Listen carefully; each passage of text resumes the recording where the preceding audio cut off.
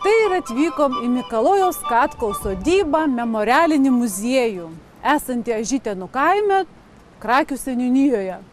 Sakėt, kad ši bakūžė įrašyta į kultūros vertybių registrą, ar ne? Taip, šis namas, svirnas, tvartas ir šulinys sudaro saugotiną kompleksą. Šioje sodyboje daug metų gyveno liaudies švietėjas, literatas, agronomas Mikalojus Katkus.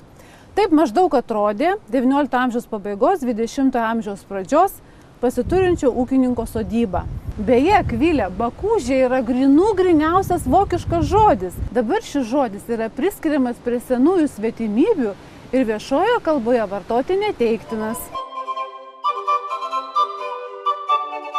Apie Mikalojų Katkų aš nemažai žinau. Žinau, kad gimė šiame kaime laisvųjų ūkininkų šeimoje.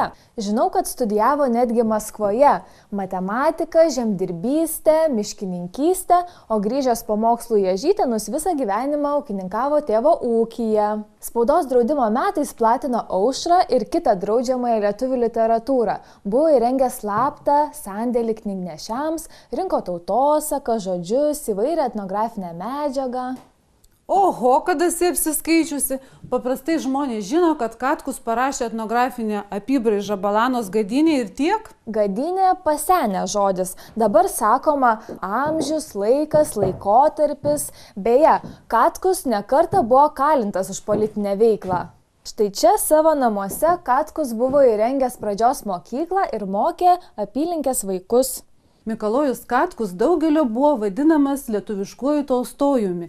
Jis parašė pasakėčių, apsakymų, atsiminimus apie Joną Basanavičių. Kaip jums atrodo šis namas autentiškas ar ne? Kiek žinau, buvo statytas 1911 metais. 1940-aisiais degė, o lik 80-aisiais buvo statytas.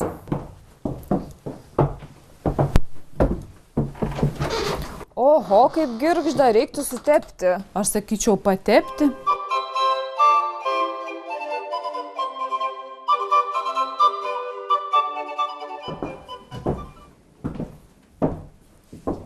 Kaip smagu būtų šitoj duonkepėj duonos išsikepti. O kaip turėjo būti smagu šitoj vygėje vaiką pasupti? Man atrodo, čia ne vygė, čia lopšys, vygė ant žemės statoma. O tarp kitko, vygė yra senas žodis, taip pat vokiškos kilmės, kaip ir tavo pirma sakyto žodžio bakūžė. Eime dar į svirną, manau, kad ten irgi turėtume rasti ir senoviškų daiktų, ir senoviškų žodžių.